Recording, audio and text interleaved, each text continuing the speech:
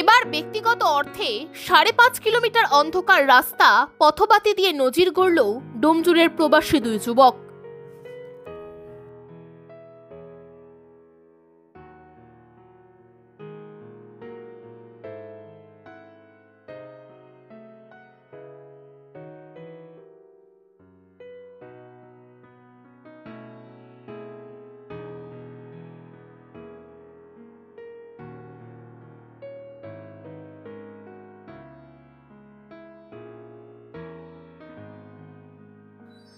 ডোমজুর ১ নম্বর pole থেকে নোনাকুণ্ডু ও বড়হানা থেকে চককদমতলা পর্যন্ত প্রায় ৫.৫ কিলোমিটার পথ সন্ধ্যা নামলেই গাঢ় অন্ধকারে ঢেকে যেত। আর সেই অন্ধকার দূর করতে এগিয়ে এলো লাউস প্রবাসী অভিজিৎ ও দেবজিৎ কোলে। গ্রামের সাধারণ মানুষ ও ছাত্রছাত্রীদের কথা ভেবে প্রায় ২৫০'র বেশি পথবাতি লাগানো হলো। এখানে অন্ধকারের মধ্যে দিয়ে আমাদের যাতায়াত করতে হতো। এখানের আসা বা রাত্রে ফেরার এবছরে যখন আসছিলাম তখন দেখলাম যে লাইটটা লাগার ফলে খুবই ভালো লাগছে।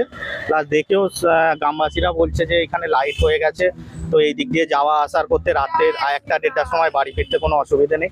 যেমন আমার ওয়াইফকে নিয়ে বাড়ি ফেরার করতে একটা সংকোচবোধ হতো যে রাত্রে অত রাতে বাড়ি ফেরা বা সামনে বছরে সেই প্রবলেমটা ফেস করেছি, কিন্তু এবছর সেই প্রবলেমটার মুখোমুখি হচ্ছে না।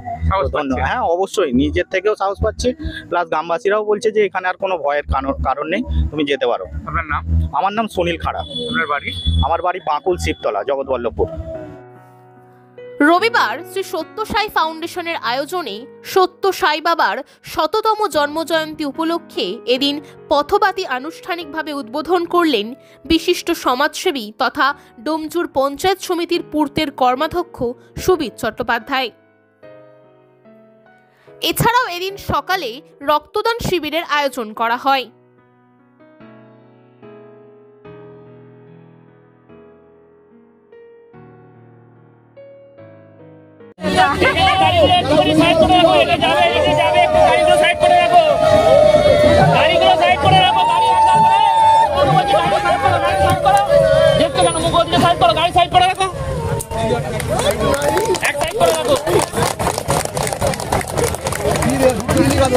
বললাম তো লাইটে সাইড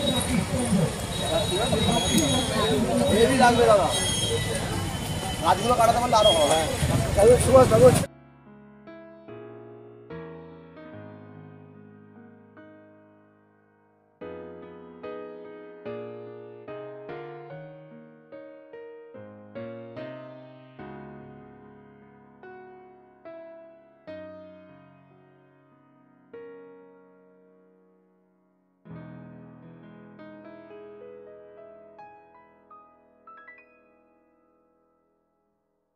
তো বলবো যেটুখানি করেছে খুব ভালোই কাজ করেছে এবং সব লোকেরই উপকার হচ্ছে এবং আরো ভবিষ্যতে আরো লোকজন যারা আসছে তাদেরও ভালো লাগছে, আমরাও আসছি, আমাদেরও সুন্দর লাগছে।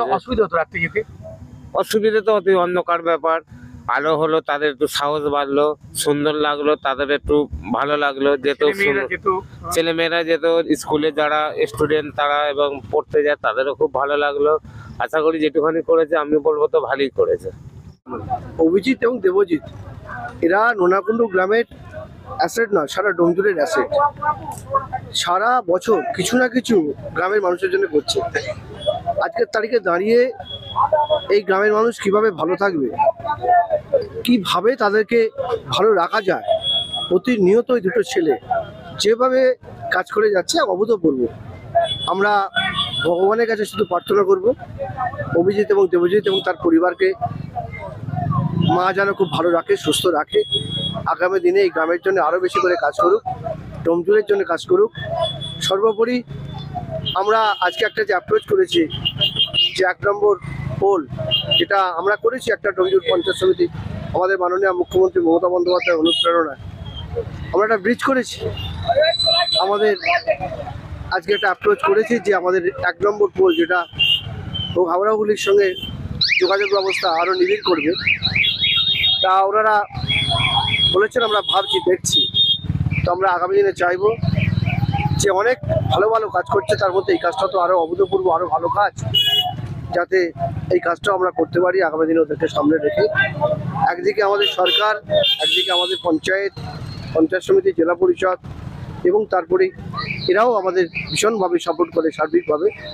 তাই প্রথমেই আমি বলেছি যে ভগবানের কাছে শুধু প্রার্থনা যে ওদেরকে সুস্থ রাখুন, ভালো রাখুন, এই গ্রামের কথা যেন সবসময় তাদের মাথার মধ্যে থাকে, এইটুকুই আমাদের সর্বোপরি সর্বস্তরের মানুষের পক্ষ থেকে এটি আমাদের আবেদন রইল। আজকে কত কিলোমিটার রাস্তার বাতিস্তম্ভ হলো? প্রায় 5.5 কিলোমিটার রাস্তা, আর আমাদের 250 মতো বাতিস্তম্ভ আজকে আমরা লাগিয়েছি। আমরা মেনটেনেন্স করার জন্য আমাদের গ্রাম পঞ্চায়েত প্রধান, উপপ্রধান সব টোটাল পঞ্চায়েত টিম ছিল, তারা আগামী দিনে এটাকে মেনটেনেন্স করবে, আরও ভালো কাজ করুক, এটুকুই শুধু আমাদের প্রার্থনা রইল সবাইকার তরফ থেকে।